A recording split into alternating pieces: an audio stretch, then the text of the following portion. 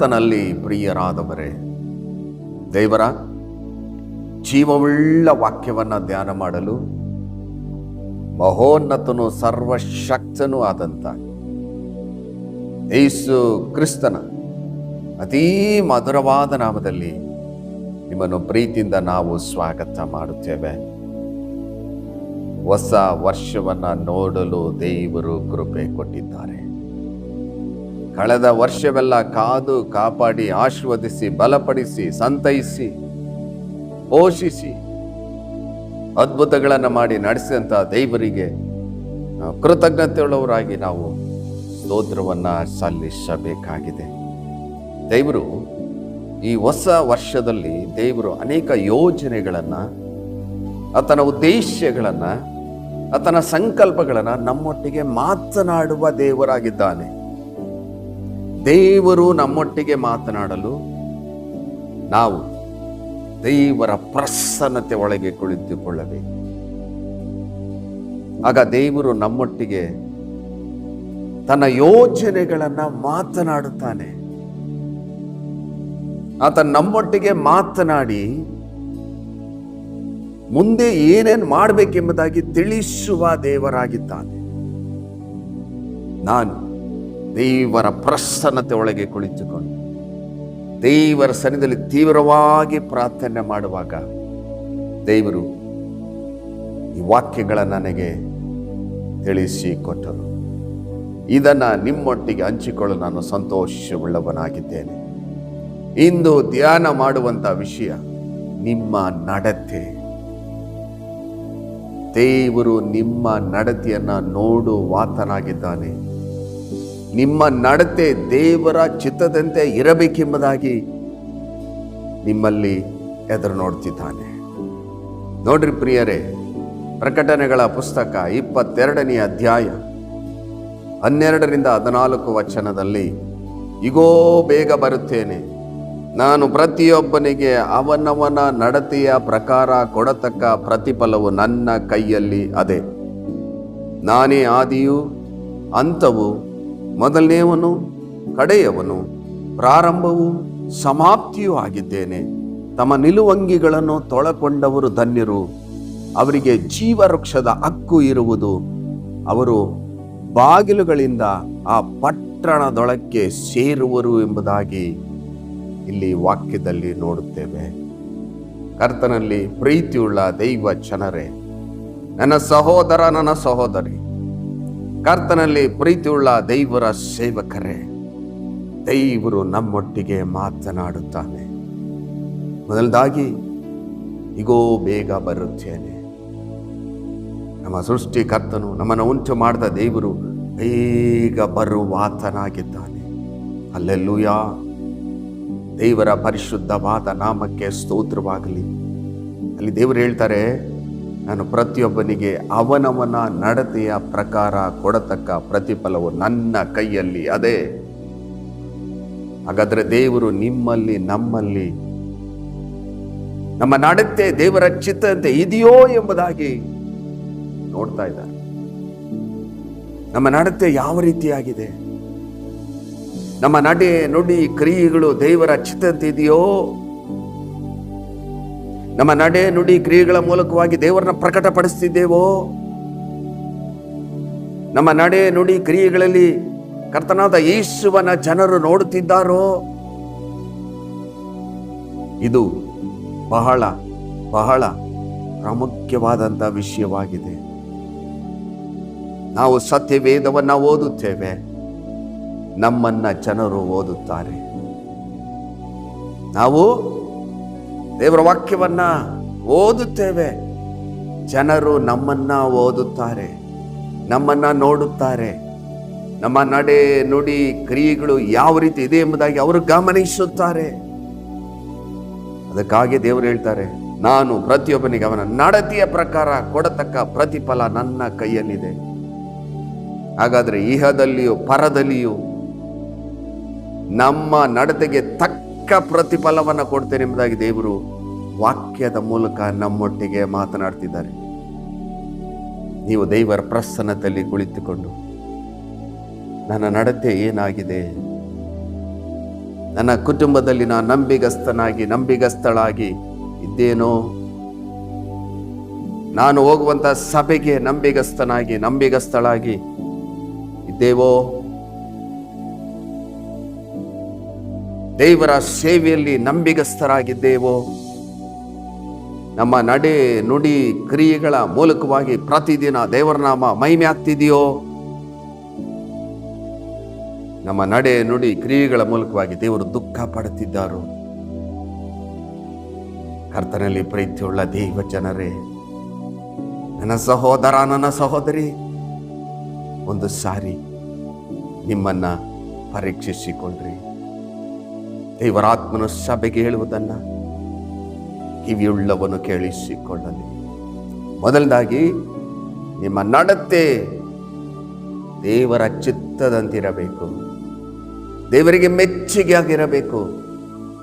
ಪ್ರತಿದಿನ ನಿಮ್ಮ ನಡೆ ನುಡಿ ಕ್ರಿಯೆಗಳ ಮೂಲಕ ದೇವರ ಪರಿಶುದ್ಧವಾದ ನಾಮ ಮಹಿಮೆಯಾಗಬೇಕು. ನಿಮ್ಮ ನಡತೆಯನ್ನ ಸರಿಪಡಿಸಿಕೊಳ್ಳುವಾಗ ದೇವರು ಪ್ರತಿಫಲವನ್ನು ಕೊಟ್ಟು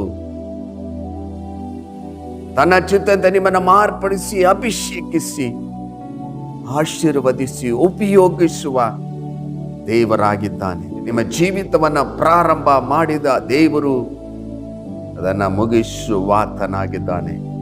ಆತನು ಮೊದಲನೇವನು ಕಡೆಯವನು ಆಗಿದ್ದಾನೆ. ಆತನು ಪ್ರಾರಂಭವೂ ಸಮಾಪ್ತಿಯೂ ಆಗಿದ್ದಾನೆ. ಅಲ್ಲಿ ದೇವರು ಹೇಳ್ತಾ ಇದ್ದಾರೆ, ತಮ್ಮ ನಿಲುವಂಗಿಗಳನ್ನು ತೊಳಕೊಂಡವರು ಧನ್ಯರು, ಅವರಿಗೆ ಜೀವವೃಕ್ಷದ ಹಕ್ಕು ಇರುವುದು. ನಮ್ಮ ನಿಲುವಂಗಿ, ನಮ್ಮ ಜೀವಿತ, ರಕ್ಷಣೆಯ ಜೀವಿತ, ಪರಿಶುದ್ಧವಾದ ಜೀವಿತ ಏನಾಗಿದೆ? ಅದು ಮಲಿನವಾಗಿದೆಯೋ? ಅದನ್ನ ತೊಳಕೊಳ್ಳಿರಿ ಎಂಬುದಾಗಿ ದೇವರು ವಾಕ್ಯದ ಮೂಲಕ ನಿಮ್ಮೊಟ್ಟಿಗೆ ಮಾತನಾಡ್ತಿದ್ದಾರೆ. ದೇವರು ಕೊಟ್ಟಂತ ಅಮೂಲ್ಯವಾದಂತ ರಕ್ಷಣೆ ಮಲಿನವಾಗಿದೆಯೋ? ದೇವರು ಕೊಟ್ಟಂತ ಅಭಿಷೇಕವನ್ನ ಕಳಕೊಂಡಿದ್ದೇವೋ? ಇಂದು ನೀವು ಪರೀಕ್ಷಿಸಿಕೊಳ್ಳಿರಿ. ನಿಮ್ಮ ನಿಲುವಂಗಿಯನ್ನು ತೊಳಕೊಳ್ಳಿರಿ. ಅವರಿಗೆ ಜೀವವೃಕ್ಷದ ಹಕ್ಕು ಇರುವುದು. ಅವರು ಬಾಗಿಲುಗಳಿಂದ ಪಟ್ಟಣದೊಳಕ್ಕೆ ಸೇರುವುದು. ದೇವರ ರಾಜ್ಯದೊಳಗೆ ನಾವು ಸೇರಲು ನಮ್ಮ ನಿಲುವಂಗಿಯನ್ನು ತೊಳಕೊಳ್ಳಬೇಕು. ದೇವರು ವಾಕ್ಯದ ಮೂಲಕವಾಗಿ ನಿಮ್ಮೊಟ್ಟಿಗೆ ಮಾತನಾಡುವಾಗ ದೇವರ ಪ್ರಸನ್ನತೆಯಲ್ಲಿ ಕುಳಿತುಕೊಂಡು, ದೇವರೇ, ಕಳೆದ ವರ್ಷವೆಲ್ಲ ನಿನ್ನ ಚಿತ್ತವನ್ನ ಮಾಡಿದ್ದೇನೋ, ನನ್ನ ನಡೆ ನುಡಿ ಕ್ರಿಯೆಗಳ ಮೂಲಕವಾಗಿ ನಿನ್ನ ಪರಿಶುದ್ಧವಾದ ನಾಮ ಮಹಿಮೆಯಾಗಿದೆಯೋ? ನನ್ನ ವಿಷಯದಲ್ಲಿ ನೀವು ಸಂತೋಷ ಪಡುತ್ತಿದ್ದೀರೋ?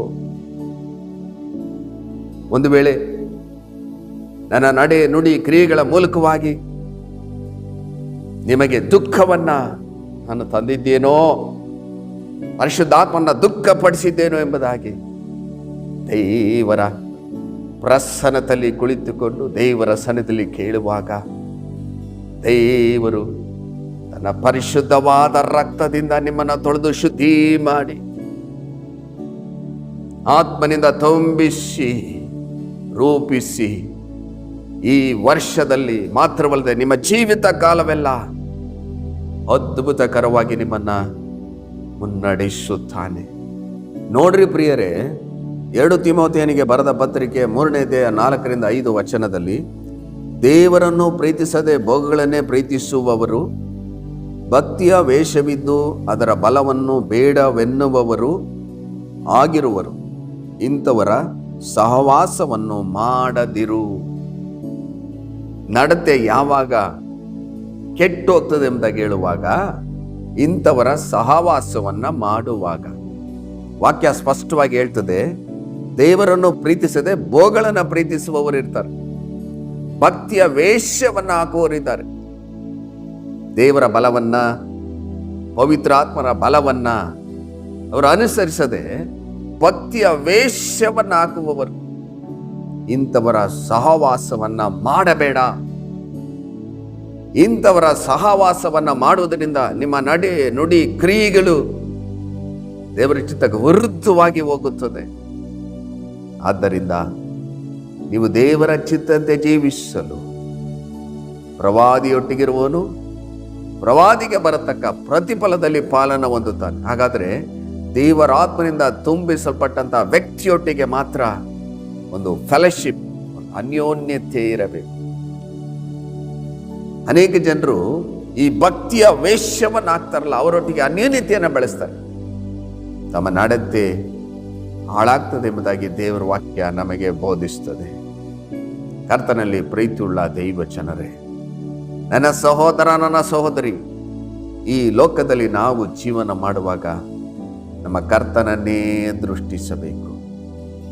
ಕರ್ತನು ಹೇಳುವುದನ್ನೇ ಮಾಡಬೇಕು. ಕರ್ತನ ಸ್ವರವನ್ನ ಕೇಳಬೇಕು. ಪವಿತ್ರಾತ್ಮನು ನಮಗೆ ತಿಳಿಸುವುದನ್ನು ಗ್ರಹಿಸಿಕೊಳ್ಳಬೇಕು. ಆವಾಗ ನಮ್ಮ ನಡೆ, ನುಡಿ, ಕ್ರಿಯೆಗಳು ದೇವರ ಚಿತ್ತಂತೆ ಇರುತ್ತದೆ. ಪ್ರತಿದಿನ ನಮ್ಮಲ್ಲಿ ದೇವರು ಸಂತೋಷ ಪಡುತ್ತಾರೆ. ಇದನ್ನೇ ದೇವರು ಇಂದು ನಿಮ್ಮಲ್ಲಿ, ನಮ್ಮಲ್ಲಿ ದೇವರು ಎದುರು ನೋಡುತ್ತಿದ್ದಾರೆ. ಹಾಗಾದರೆ ಪ್ರಿಯರೇ, ನಮ್ಮ ನಡತೆ ಬಹಳ ಬಹಳ ಪ್ರಾಮುಖ್ಯವಾಗಿದೆ. ನೋಡ್ರಿ, 1 ಥೆಸಲೋನಿಕದವರಿಗೆ ಬರೆದ ಪತ್ರಿಕೆ 4:7 ವಚನದಲ್ಲಿ ದೇವರು ನಮ್ಮನ್ನು ಬಂಡುತನಕ್ಕೆ ಕರೆಯದೆ ಶುದ್ಧರಾಗಿರುವುದಕ್ಕೆ ಕರೆದನು. ಹಲ್ಲೆಲೂಯಾ. ದೇವರ ಪರಿಶುದ್ಧವಾದ ನಾಮಕ್ಕೆ ಸ್ತೋತ್ರವಾಗಲಿ. ದೇವರು ನಮ್ಮನ್ನು ಬಂಡುತನಕ್ಕೆ ಕರೆಯಲಿಲ್ಲ, ಶುದ್ಧರಾಗಿರುವುದಕ್ಕೆ ಕರೆದನು. ಶುದ್ಧರಾಗಿರಬೇಕು. ಪರಿಶುದ್ಧತೆ ಇಲ್ಲದೆ ಯಾರು ಕರ್ತನನ್ನು ಕಾಣುವುದಿಲ್ಲ ಎಂಬುದಾಗಿ ವಾಕ್ಯದಲ್ಲಿ ನೋಡ್ತೇವೆ. ನಾವು ಯಾವ ರೀತಿ ಜೀವನ ಮಾಡ್ತಿದ್ದೇವೆ? ಅನೇಕ ಕುಟುಂಬದಲ್ಲಿ ಪ್ರಾರ್ಥನಾ ಜೀವಿತ ಇರುವುದಿಲ್ಲ, ದೇವರನ್ನು ಆರಾಧಿಸುವುದಿಲ್ಲ, ದೇವರ ವಾಕ್ಯವನ್ನು ಕ್ರಮವಾಗಿ ಓದಿ ಅದರಂತೆ ನಡೆಯುವುದಿಲ್ಲ. ಅದು ಬಂಡುತನ ಎಂಬುದಾಗಿ ದೇವರ ವಾಕ್ಯ ನಮಗೆ ಬೋಧಿಸುತ್ತದೆ. ದೇವರು ನಮ್ಮನ್ನ, ನಿಮ್ಮನ್ನ ಕರೆದಿದ್ದಾನೆ. ನಮ್ಮನ್ನ ಕರೆದ ದೇವರು ನಂಬಿಗಸ್ತನಾಗಿದ್ದಾನೆ. ಆದ್ದರಿಂದ ಶುದ್ಧರಾಗಿ ಜೀವನ ಮಾಡಬೇಕು. ನಡೆ, ನುಡಿ, ಕ್ರಿಯೆಗಳಲ್ಲಿ ಶುದ್ಧತೆ ಇರಬೇಕು. ನಮ್ಮ ಜೀವಿತ ದೇವರಿಗೆ ಮೆಚ್ಚುಗೆ ಆಗಿರಬೇಕು. ಪ್ರತಿದಿನ ಕರ್ತನಿಗೆ ಮಹಿಮೆ ತರುವಂತ ರೀತಿಯಲ್ಲಿ ನಾವು ಜೀವಿಸಬೇಕೆಂಬುದಾಗಿ ದೇವರು ನಿಮ್ಮಲ್ಲಿ ಎದುರು ನೋಡ್ತಿದ್ದಾರೆ. ನಿಮ್ಮ ನೀವು ಪರೀಕ್ಷಿಸಿಕೊಳ್ಳಿರಿ ಪ್ರಿಯರೇ, ನಿಮ್ಮ ನೀವು ಪರೀಕ್ಷಿಸಿಕೊಳ್ಳ್ರಿ. ನನ್ನ ಜೀವಿತ ಏನಾಗಿದೆ? ನನ್ನ ನಡೆ, ನುಡಿ, ಕ್ರಿಯೆಗಳ ಮೂಲಕ ಪ್ರತಿದಿನ ದೇವರು ಮಹಿಮೆ ಹೊಂದುತ್ತಿದ್ದಾನೋ ಎಂಬುದಾಗಿ ಪರೀಕ್ಷಿಸಿಕೊಂಡಾಗ ನಿಮಗೆ ಗೊತ್ತಾಗ್ತದೆ. ಒಂದು ವೇಳೆ ದೇವರ ಚಿತ್ತಕ್ಕೆ ವಿರುದ್ಧವಾದ ಕಾರ್ಯಗಳು ನಿಮ್ಮಲ್ಲಿ ಇರುವುದಾದರೆ ದೇವರ ಸನ್ನಿಧಿಗೆ ಹೋಗಿ ಪ್ರಾರ್ಥಿಸಿರಿ. ದೇವರೇ, ನಿನ್ನ ಚಿತ್ತಕ್ಕೆ ವಿರುದ್ಧವಾದ ಕಾರ್ಯಗಳ ನನ್ನಿಂದ ತೆಗೆದು ಬಿಡ್ರಿ. ನಿನ್ನ ಪರಿಶುದ್ಧ ರಕ್ತದಿಂದ ತೊಳೆದು ಶುದ್ಧಿ ಮಾಡ್ರಿ. ನಿನ್ನ ಆತ್ಮನಿಂದ ತುಂಬಿಸಿರಿ. ನನ್ನ ಜೀವಿತದ ಮೂಲಕ ನಿನ್ನ ನಾಮ ಮಾತ್ರ ಮಹಿಮೆ ಹೊಂದಬೇಕೆಂಬುದಾಗಿ ಪ್ರಾರ್ಥನೆ ಮಾಡುವಾಗ ದೇವರು ತನ್ನ ಚಿತ್ತಂತೆ ನಿಮ್ಮನ್ನು ರೂಪಿಸುತ್ತಾನೆ. ನೋಡ್ರಿ ಪ್ರಿಯರೇ, 1 ಥೆಸಲೋನಿಕದವರಿಗೆ ಬರೆದ ಪತ್ರಿಕೆ 5ನೇ ಅಧ್ಯಾಯ 23-24 ವಚನದಲ್ಲಿ, ಶಾಂತಿದಾಯಕನಾದ ದೇವರು ತಾನೇ ನಿಮ್ಮನ್ನು ಪರಿಪೂರ್ಣವಾಗಿ ಪವಿತ್ರ ಮಾಡಲಿ. ನಮ್ಮ ಕರ್ತನಾದ ಯೇಸು ಕ್ರಿಸ್ತನು ಪ್ರತ್ಯಕ್ಷನಾದಾಗ ನಿಮ್ಮ ಆತ್ಮ, ಪ್ರಾಣ, ಶರೀರಗಳು ದೋಷವಿಲ್ಲದೆ ಸಂಪೂರ್ಣವಾಗಿ ಕಾಣಿಸುವಂತೆ ಕಾಪಾಡಲ್ಪಡಲಿ. ನಿಮ್ಮನ್ನು ಕರೆಯುವವನು ನಂಬಿಗಸ್ತನು, ಆತನು ತನ್ನ ಕಾರ್ಯವನ್ನು ಸಾಧಿಸುವನು ಎಂಬುದಾಗಿ ಬರೆಯಲ್ಪಟ್ಟಿದೆ. ಎಷ್ಟು ಸ್ಪಷ್ಟವಾಗಿ ಬರೆಯಲ್ಪಟ್ಟಿದೆ ನೋಡ್ರಿ. ಶಾಂತಿದಾಯಕನ ದೇವರು ತಾನೇ ನಿಮ್ಮನ್ನು ಪರಿಪೂರ್ಣವಾಗಿ ಪವಿತ್ರ ಮಾಡಲಿ.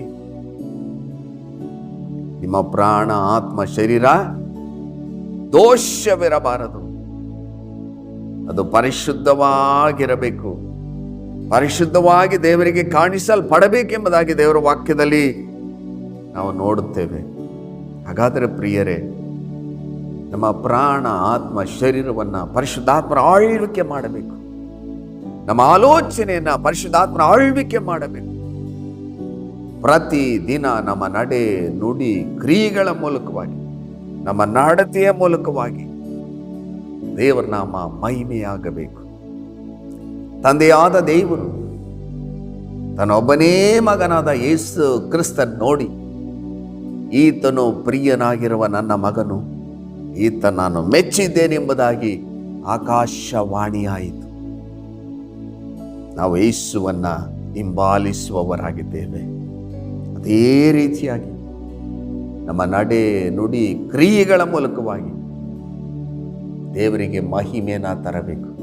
ದೇವರು ನಮ್ಮನ್ನು ನೋಡಿ ಹೇಳಬೇಕು, ಈತನು ಪ್ರಿಯನಾಗಿರುವ ನನ್ನ ಮಗನು, ನನ್ನ ಮಗಳು, ಇವರು ನಾನು ಮೆಚ್ಚಿದ್ದೇನೆ ಎಂಬುದಾಗಿ ನಮ್ಮ ವಿಷಯದಲ್ಲಿ ದೇವರು ಸಂತೋಷ ಪಡಬೇಕು. ಕರ್ತನಲ್ಲಿ ಪ್ರೀತಿಯುಳ್ಳ ದೈವ ಜನರೇ, ಇದನ್ನೇ ದೇವರು ನಿಮ್ಮಲ್ಲಿ ಎದುರು ನೋಡ್ತಿದ್ದಾರೆ.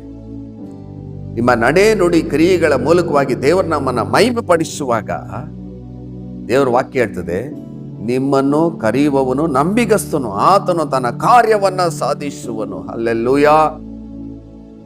ನಿಮ್ಮ ನಡೆ ನುಡಿ ಕ್ರಿಯೆಗಳ ಮೂಲಕವಾಗಿ ದೇವರಿಗೆ ಮೆಚ್ಚುಗೆಯಾಗಿ ನೀವು ಜೀವನ ಮಾಡುವಾಗ ನಿಮ್ಮನ್ನ ಕರೆದ ದೇವರು, ನಿಮಗೆ ವಾಗ್ದಾನ ಮಾಡಿದ ದೇವರು ನಂಬಿಗಸ್ತನು.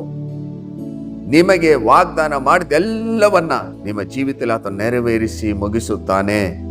ಆತನು ತನ್ನ ಕಾರ್ಯವನ್ನ ನಿಮ್ಮಲ್ಲಿ ಸಾಧಿಸುತ್ತಾನೆ. ನಿಮ್ಮನ್ನ ಬಲಪಡಿಸಿ, ಸಂತೈಸಿ, ಆಶೀರ್ವದಿಸಿ, ಅಭಿಷೇಕಿಸಿ, ಉಪಯೋಗಿಸಿ, ನಿಮ್ಮನ್ನ ಸಾಕ್ಷಿಯಾಗಿ ನಿಲ್ಲಿಸಿ ತನ್ನ ಚಿತ್ತಂತೆ ನಿಮ್ಮನ್ನ ಮುನ್ನಡೆಸುತ್ತಾನೆ. ಕಷ್ಟದಲ್ಲಿ, ಹೋರಾಟದಲ್ಲಿ, ಸಾಲದಲ್ಲಿ, ಸಮಸ್ಯೆಯಲ್ಲಿ, ಕಣ್ಣೀರಿನಲ್ಲಿ ನೀವು ಜೀವನ ಮಾಡುತ್ತಿದ್ದೀರೋ, ನಿಮ್ಮ ನಡತೆಯನ್ನ ಸರಿಪಡಿಸಿಕೊಳ್ಳಿ. ನಿಮ್ಮ ನಡತೆಯನ್ನ ದೇವರ ಚಿತ್ತಂತೆ ನೀವು ಸರಿಪಡಿಸಿಕೊಂಡಾಗ ನಿಮ್ಮ ಜೀವಿತದಲ್ಲಿ ದೇವರು ಅದ್ಭುತಗಳನ್ನು ಮಾಡಿ ಪರಿಸ್ಥಿತಿಗಳನ್ನು ಬದಲಿಸುತ್ತಾನೆ. ನಿಮ್ಮೆಲ್ಲಾ ಅಗತ್ಯತೆಗಳನ್ನು ಸಂಧಿಸುವುದರ ಮೂಲಕವಾಗಿ ನಿಮ್ಮ ಕುಟುಂಬದಲ್ಲಿ ಏರಳುವಂತ ಕರ್ತನ ಆಶೀರ್ವಾದಗಳನ್ನು ನೀವು ಹೊಂದಿಕೊಳ್ಳಲು ನಿಮ್ಮ ನಡತೆಯನ್ನ ಸರಿಪಡಿಸಿಕೊಳ್ಳಬೇಕೆಂಬುದಾಗಿ ದೇವರು ಈ ವಾಕ್ಯದ ಮೂಲಕ ನಿಮ್ಮೊಟ್ಟಿಗೆ ಮಾತನಾಡುತ್ತಿದ್ದಾರೆ. ನೋಡ್ರಿ, ವಾಕ್ಯದಲ್ಲಿ ಏನೋ ಬರೆಯಲ್ಪಟ್ಟಿದೆ. ಯೆಶಾಯನ ಪ್ರವಾದನ ಗ್ರಂಥ 48ನೇ ಅಧ್ಯಾಯ 17ನೇ ವಚನದಲ್ಲಿ, ನಿನ್ನ ವಿಮೋಚಕನು ಇಸ್ರೇಲ್ಯರ ಸದಮಲ ಸ್ವಾಮಿಯಾದ ಯೆಹೋವನು ಹೀಗೆನ್ನುತ್ತಾನೆ, ನಾನೇ ನಿನ್ನ ದೇವರಾದ ಯೆಹೋವನು, ನಿನಗೆ ವೃದ್ಧಿ ಮಾರ್ಗವನ್ನು ಬೋಧಿಸಿ ನೀನು ನಡೆಯಬೇಕಾದ ದಾರಿಯಲ್ಲಿ ನಿನ್ನ ನಡೆಸುವವನಾಗಿದ್ದೇನೆ. ದೇವರು ವಾಕ್ಯದ ಮೂಲಕ ನಿಮ್ಮೊಟ್ಟಿಗೆ ಮಾತನಾಡ್ತಿದ್ದಾರೆ. ನಿಮ್ಮ ನಡತೆಯನ್ನ ದೇವರ ಚಿತ್ತಂತೆ ಸರಿಪಡಿಸಿಕೊಂಡು ದೇವರ ವಾಕ್ಯಕ್ಕೆ ವಿಧೇಯರಾಗಿ ನೀವು ಜೀವಿಸುವಾಗ, ನಾನೇ ನಿನ್ನ ದೇವರಾದ ಯೆಹೋವನು, ನಿನಗೆ ವೃದ್ಧಿ ಮಾರ್ಗವನ್ನು ಬೋಧಿಸಿ ನೀನು ನಡೆಯಬೇಕಾದ ದಾರಿಯಲ್ಲಿ ನಿನ್ನನ್ನು ನಾನೇ ನಡೆಸ್ತೇನೆ. ನಿಮ್ಮನ್ನು ಪರೀಕ್ಷಿಸಿಕೊಂಡು ದೇವರ ಕಡೆಗೆ ತಿರುಗಿಕೊಳ್ಳುವಾಗ, ನಿಮ್ಮ ನಡತೆಯನ್ನ ದೇವರ ಚಿತ್ತಂತೆ ಸರಿಪಡಿಸಿಕೊಳ್ಳುವಾಗ ದೇವರ ಆಶೀರ್ವಾದಗಳನ್ನು ನಿಮ್ಮ ಕುಟುಂಬದಲ್ಲಿ ನೋಡ್ತೀರ. ಪವಿತ್ರಾತ್ಮನು ನಿಮ್ಮ ಮನೆಯಲ್ಲಿ ಚಲಿಸುವುದನ್ನು ನೀವು ನೋಡ್ತೀರ. ದೇವರ ಪ್ರಸನ್ನತೆಯನ್ನು ನೀವು ನೋಡ್ತೀರ. ದೇವರ ಅದ್ಭುತಗಳನ್ನು ನೋಡ್ತೀರ. ದೇವರ ಅತಿಶಯ ಕಾರ್ಯಗಳು ನಿಮ್ಮ ಜೀವಿತದಲ್ಲಿ ನೋಡ್ತೀರ. ವಾಕ್ಯದ ಮೂಲಕವಾಗಿ ದೇವರು ನಿಮ್ಮೊಟ್ಟಿಗೆ ಮಾತನಾಡಿರುವಾಗ ನಿಮ್ಮ ನಡತೆಯನ್ನು ಸರಿಪಡಿಸಿಕೊಳ್ಳಿರಿ. ಬನ್ನಿ ಪ್ರಿಯರೇ, ದೇವರ ಸನ್ನಿಧಿಯಲ್ಲಿ ಸಮರ್ಪಣೆ ಮಾಡಿ ಪ್ರಾರ್ಥನೆ ಮಾಡೋಣ.